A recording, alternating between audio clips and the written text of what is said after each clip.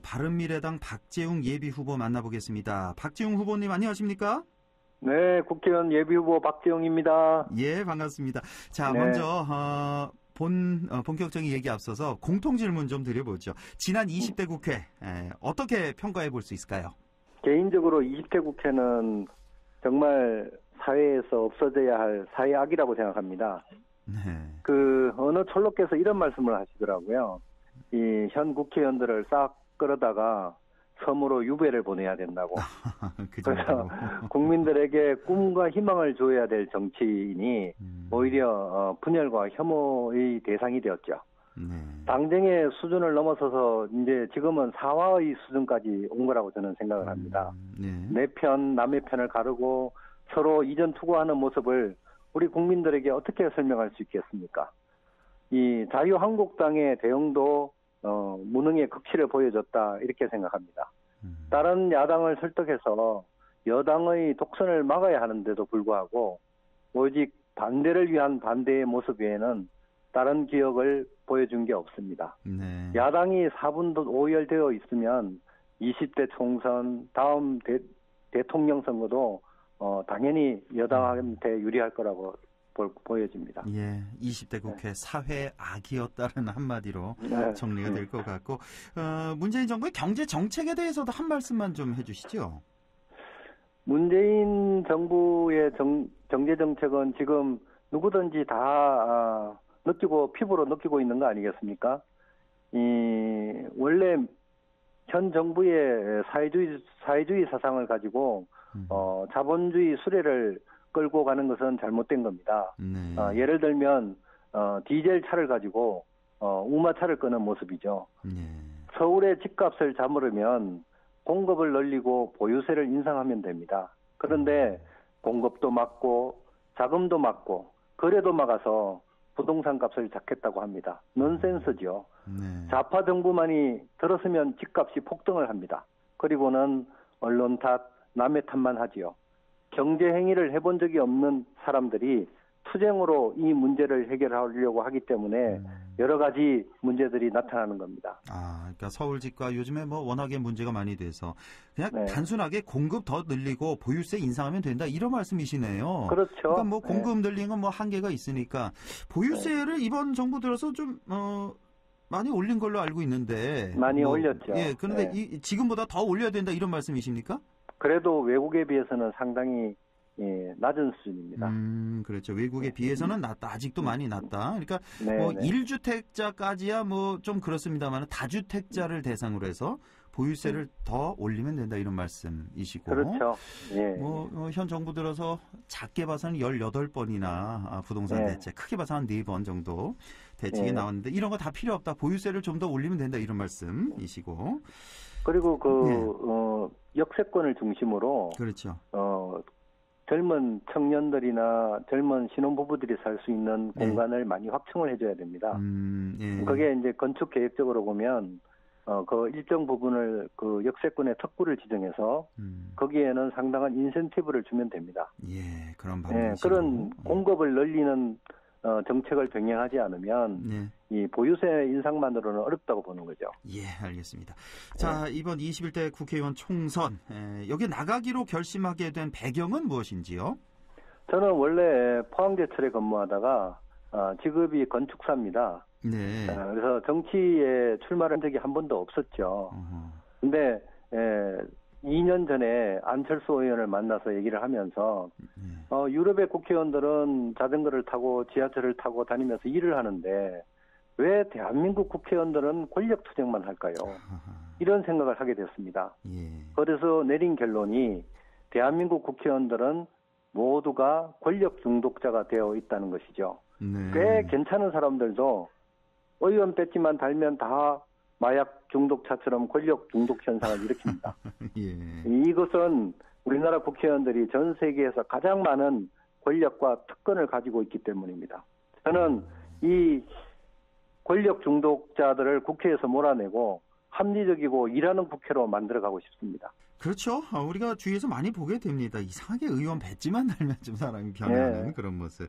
지금 꼭 없어져야 될 국회의원 특권 한 가지만 꼽으라면 뭘 드시겠어요?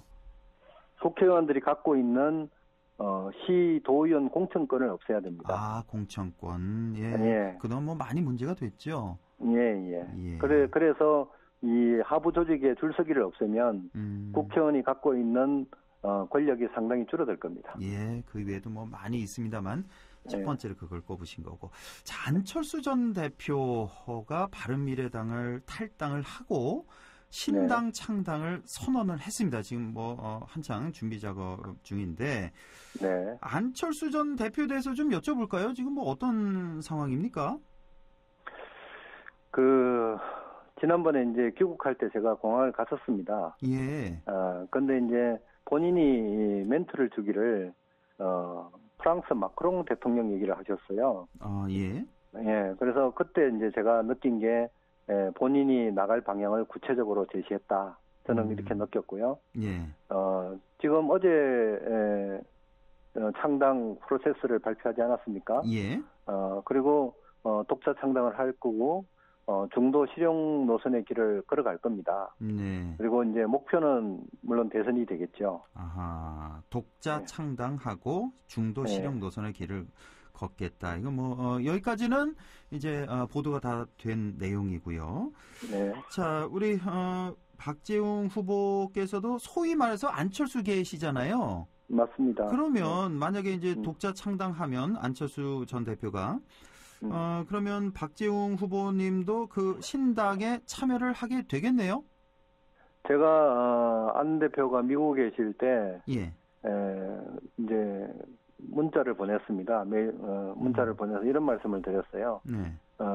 지금의 시대적 소명의 제1순위는 문재인 정부의 위선, 오만, 독선 이런 걸 막는 겁니다. 네. 그리고 개인적으로 이제 또 어떤 말씀을 드렸냐 하면 주머니 비어 있는데 왜 파촉으로 가시려고 합니까? 주머니 비어 있는데 청나라로 삼국지에 삼국지에 보면 이 중원을 놔두고 유비가 청나라로 가지 않습니까? 예.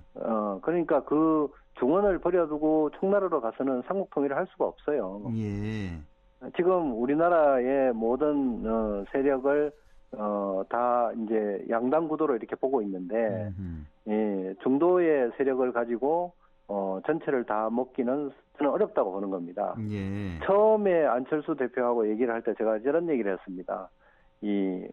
지금 대한민국은 왼쪽 날개와 오른쪽 날개가 충분히 컸으니 지금은 작지만 강한 몸통이 필요할 때입니다. 네. 그래서 중도를 해야 됩니다라고 말씀을 드렸는데 그러고 나서 지금 유승민계, 안철수계가 힘을 합쳐서 잘 끌어왔으면 지금 일당이 되어 있을지도 모르는 상황이죠.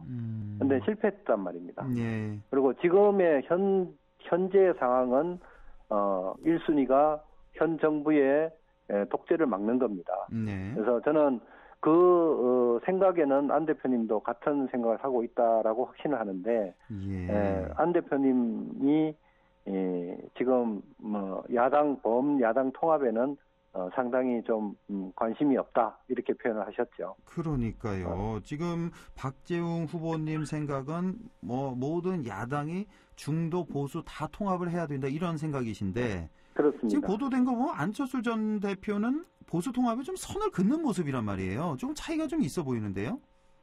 그래서 지금 이제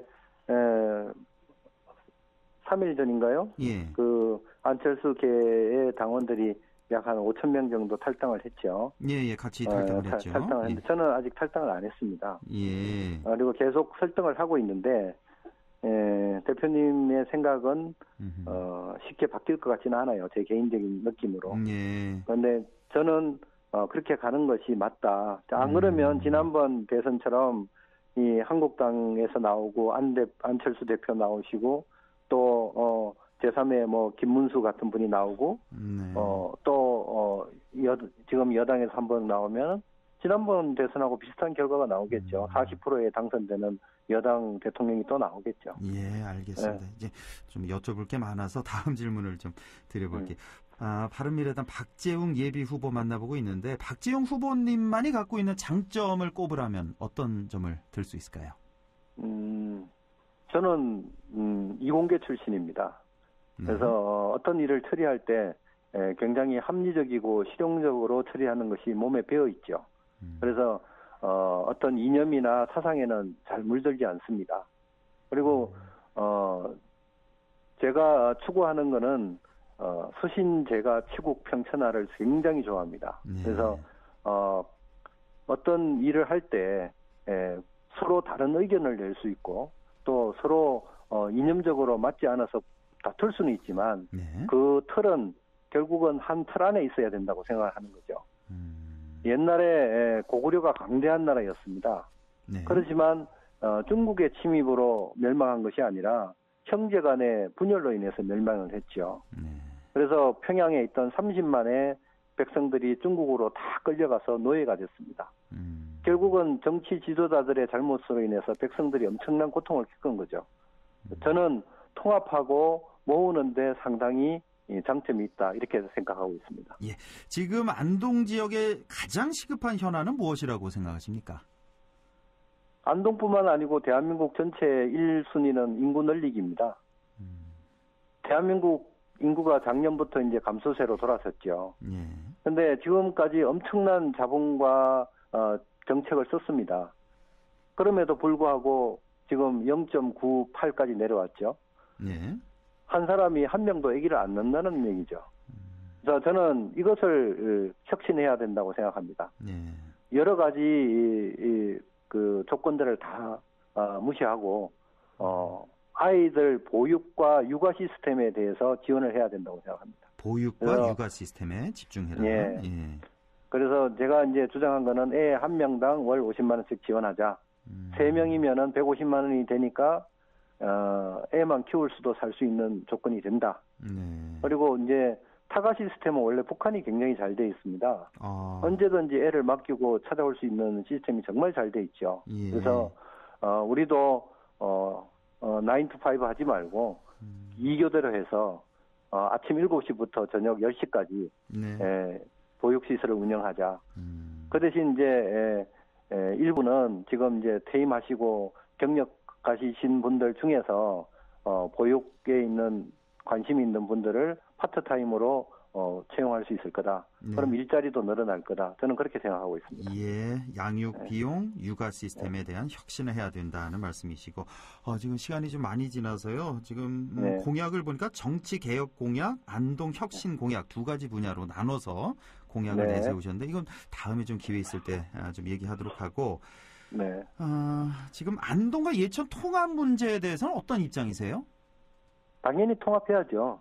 통합해야 된다. 네, 경북도청을 지금 안동과 예천이 공유하고 있기 때문에 지금 이렇게 갈라진 상태로 가면 거기에 시너지 효과를 저희가 받을 수가 없습니다. 그래서 일단 선거구부터 통합해서 정치적 결합을 먼저 하고 나머지 이제 경제적, 문화적 결합은 서서히 시간이 해결될 거다. 그러면 그 다음에는 도청 유치의 시너지 효과가 나타날 거라고 생각합니다. 선거구 통합이 우선이다 이런 말씀이시네요. 그러니까 무소속 권오을 의원과 같은 생각이시다 이렇게 보면 되겠네요. 권오을 의원도 이거 같이 이렇게 주장을 하고 있거든요. 알겠습니다. 자, 이제 마지막으로 덧붙이고 싶은 말씀이 있으면 좀 마지막으로 전해주시죠. 제가 정치에 출마에 이제 욕심을 부린 거는 이제 불과 2년밖에 안 됩니다만 과거에 정치를 많이 봐왔습니다. 근데 제가 생각하기에는 정치는 큰 불덩어리와 같고 이것을 여러 사람이 골고루 쬐면은 참으로 유익한 거지만 혼자서 욕심을 부리면 불나방처럼 타서 죽게 됩니다. 이것이 권력의 독성이죠. 불행하게도 우리나라 정치인들은 다수가 권력 중독자들입니다. 이를 해결하기 위해서는 시스템을 바꿔야 되는데 그 시스템을 만드는 장본인들이 정치인이기 때문에 어렵습니다. 그래서 저와 같이 권력에 중독되지 않은 사람들 중에서 합리적이고 실용적인 사람들이 이 문제를 풀 수 있습니다. 저 박지용을 믿고 맡겨주십시오. 제가 싸움만 하는 국회를 일하는 국회로 바꾸겠습니다. 네, 알겠습니다. 지금까지 안동시 지역구 바른미래당 박재웅 예비후보와 얘기 나눠봤습니다.